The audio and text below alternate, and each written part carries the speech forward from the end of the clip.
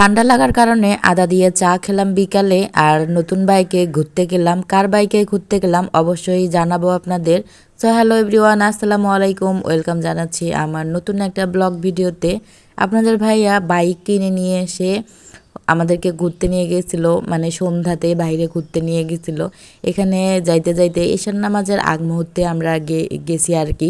তো এখানে একটা রেস্টুরেন্ট ছিল, এখানে কিন্তু নদীর পাড়ে হচ্ছে আমাদের ঘুরতে নিয়ে গেছিলো এখানে। আর এখানে একটা দোলনা ছিল, আমার মেয়েটা যে এত পরিমাণে খুশি হয়েছে, ভাবছে এটা পার্ক। তো পার্কে যেতে চাইছিল, তোর বাবা বললো ঠিক আছে চলো পার্কে নিয়ে যাই। আসলে রাতের বেলা পার্কে যাওয়াটাও কেমন একটা বিষয় হবে, এজন্য যাই নাই আমরা। তো এখানে নদীর পাড়ে খোলামেলা জায়গায় এখানে একটা রেস্টুরেন্ট আছে, তার সামনে দোলনা ছিল। তো বললাম মা এটাও একটা পার্ক। তো সেই জন্য সে বুঝে এই পার্কে হচ্ছে ও একটু ঘোরাঘুরি করলো। আর এখানে এত সুন্দর লাইটিং, এর আগে আমি কখনো এর ভিতরে ঢুকে নেই, শুধু বাইরে থেকে এসেই ঘুরে গেছিলাম আমরা। নদীর পার হওয়ার কারণে বিশ্বাস করেন এত পরিমাণে বাতাস এখানে ছিল আর কি, বলার মানে ভাষা নাই। বাইরে ঘুরতে যাওয়াতে আসলে অনেক মজা লাগে, আমার খুবই ভালো লাগে বাইরে ঘুরতে যেতে, বিশেষ করে সেটা যদি বাইকে হয় তাহলে তার কোনো কথাই নেই। ও তো ঈদের সালামি পাইছিল আমার মেয়ে, অনেকগুলো টাকা পাইছিল। তো সেখান থেকে ওর নানু যে টাকাটা দিছিল সেই টাকা দিয়ে আমার মেয়ের জন্য একটা ছাতা কিনে নিলাম। এই ছাতাটা হচ্ছে বেশ প্রয়োজনীয় ছিল ওর, যেহেতু ওকে স্কুল নিয়ে আসা করি। তো রোদও হচ্ছে মাথায় পড়বে নাকি, সেজন্য মেয়েটা বলতেছিলাম মা রোদ মাথায় লাগে। তো দেখে আসলে খারাপই লাগতেছিল কথাটা শুনে। তো এই জন্য হচ্ছে একটা ছাতা কিনে নিলাম আমি। ছাতাটা আসলে প্রয়োজনীয় ছিল ওর জন্য। এখানে ওই যে একটু আগে বললাম বাইরে ঘুরতে গেছিলাম নদীর পাড় থেকে একটু স্বপ্নতে ঢুকছিলাম। এখানে হচ্ছে ওর জন্য কিছু কেনাকাটা করে, বিস্কিট ছিল না, তো সেগুলো কেনাকাটা করে আমরা হচ্ছে বাসায় চলে যাব এখন। কারণ হচ্ছে এটা অন্য একজনের বাইক কিনতে দিছিল। তো আমাদের এলাকায় গোবিন্দগঞ্জ থানা, সেখান থেকে কিনে নিয়ে হচ্ছে বীরগঞ্জ থানায় আমরা যেখানে থাকি সেখানে চলে আসছি। এখানকার ইয়নো ওনার হচ্ছে বাইকটা কিনতে দিছিল। ওনার হচ্ছে ইয়নো, উনি একজন মহিলা মানুষ, ওনার হাজবেন্ডকে হচ্ছে বাইক গিফট করবে। তো তার জন্য আমার হাজবেন্ড বাইকটা কিনতে গেছিলো ও ওনার হাজবেন্ডকে না জেনেই। তো কিনে নিয়ে আসার পরে বলতেছে চলো তোমাদেরকে একটু ঘুরতে নিয়ে যাই। তো সেই জন্য আমরা মা মেয়ে দুইজনে একটু ঘুরে আসলাম। ঘুরে এসে এই তো কেনাকাটাগুলো আপনাদের একটু দেখাই কী কী নিলাম। একটা টিস্যু নিয়েছি, এটা আমার খুবই প্রয়োজন ছিল। এখানে হচ্ছে ছোট ওই যে কিচেন যে টিস্যুগুলো হয় সেগুলো একটা প্রয়োজন ছিল। আর আমার মেয়ের হচ্ছে সস শেষ হয়ে গেছিলো সেটা। আর এখানে একটা হচ্ছে কাপড় ধোয়ার জন্য সার্ফ এক্সেল। আর হচ্ছে মেয়ের বেশ কয়েকটা বিস্কিট, সেগুলো নিয়ে আসা হয়েছে আর কি। সেগুলো আমি বের করে করে রেখে দিচ্ছিলাম।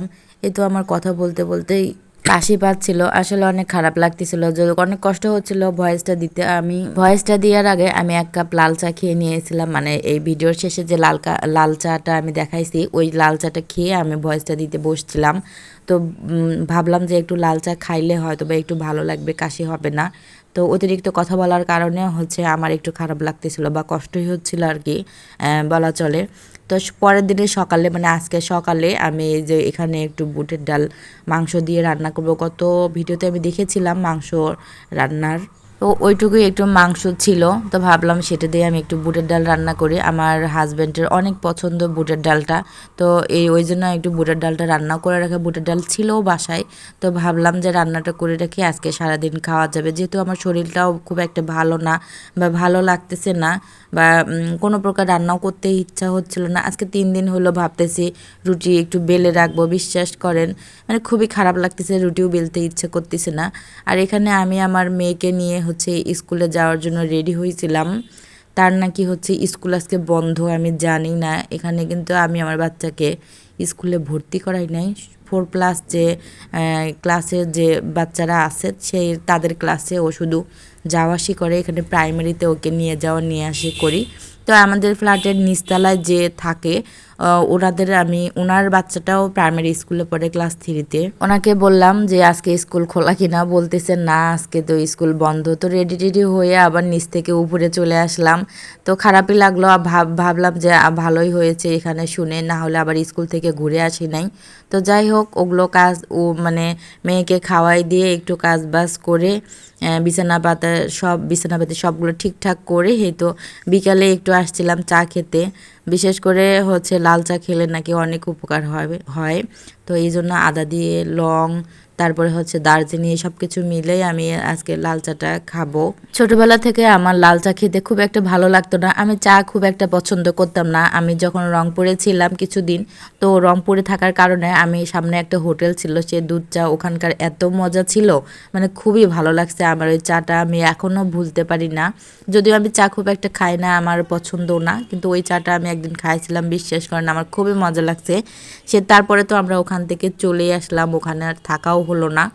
তো এখানে মাঝে মাঝে বাসায় যখন আমি বানানোর চেষ্টা করি, মানে ওদের মতো করে বানানোর চেষ্টা করি, আসলে হয় না, ওরা যে কি কি দেয় আমি আসলে বলতে পারছি না। এই যে আমি কিছুটা পরিমাণে এখানে আদাও কুচিও দিয়েছি, মানে থেতো করে দিয়েছি আর কি। যাই হোক, এখানে মেয়েকে হচ্ছে ঘুমাই দিয়ে আমি এই কাজগুলো করতেছিলাম, ভাবলাম মেয়েকে ঘুমাই দিয়ে আমি একটু ভয়েসটা দিয়ে নিব, কারণ ও যদি পাশে থাকে অনেক কথা বলে বা কাশে, ওরও একটু কাশ হয়েছে, তো সেজন্য ভাবলাম একটু ভয়েসটা এর মাঝে দিয়ে নিব। বিশ্বাস করেন, এই চাটা যখন খাওয়া শেষ হয়েছে ও ঘুম থেকে উঠে পড়ছে, যখন আমি অন্য রুমে গেছি ভয়েসটা দেওয়ার জন্য ও উঠে পড়ছে।